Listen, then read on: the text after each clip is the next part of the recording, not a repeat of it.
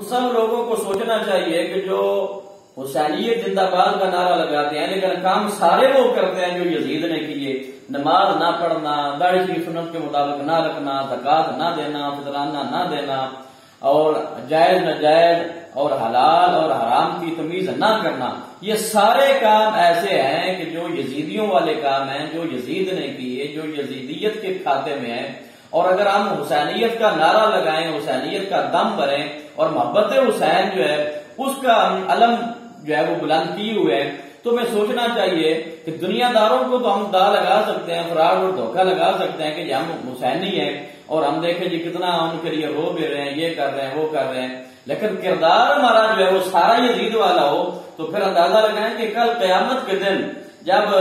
اللہ کی بارگاہ میں حاضر ہوں گے، یا امام علی مقام کا ہمارا یہ بھی ایمان ہے کہ اگر اللہ کا ایک عام ولی اس دور کا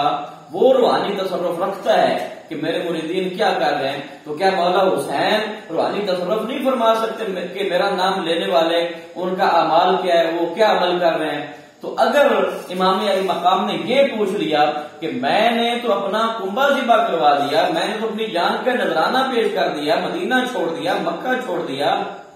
دین کے لیے، اسلام کے لیے، اسلامی احکامات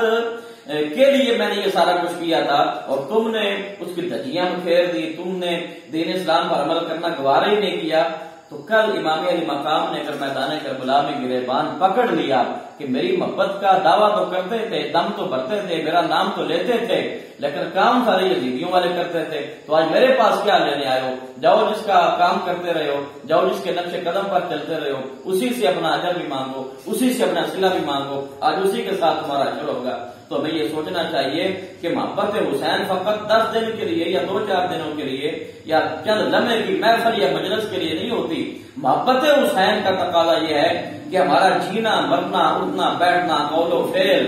ہر حال میں ہم حسینی بن کر رہیں، حق کے ساتھ رہیں اور دین اسلام کا دامن تھامے رہیں۔ اللہ پاک ہمیں ہمارے صالح